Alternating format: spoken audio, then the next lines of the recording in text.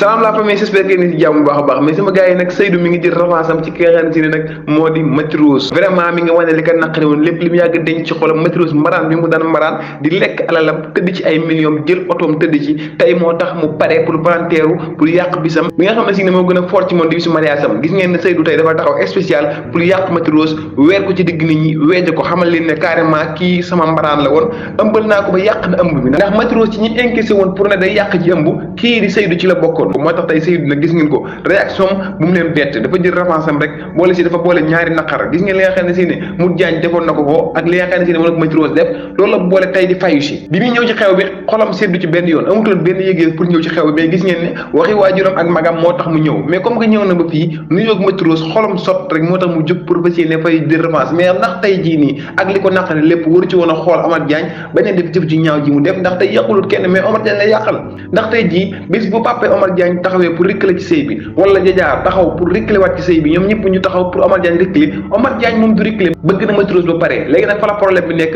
Matrose bu yàggee xolam mën naa dem ba naqari ba mu xat ci kër gi ba boobaa dootu mën a toog dimbali ki nga xam ne si ne moo di Omar Diagne. Vraiment daal Seydou mi ngi def acte boo xam ne moom sax xalaatu ko donte ne nag day jël revanche am parce que am na lu ko metti am na lu ko Matrose def mais waroon naa sóor Omar Diagne ak li ci ginnaaw Omar Diagne muy ay famille tout ça waroon na ko bàyyi xel bu baax a baax. Njawar Diagne moom bu géntoon lii du indi Seydou benn yoon ci xew mi dina ko bàyyi ci kër ga mu toog mais nag gis ngeen ki nga xam ne si nag moo di Soda Mariam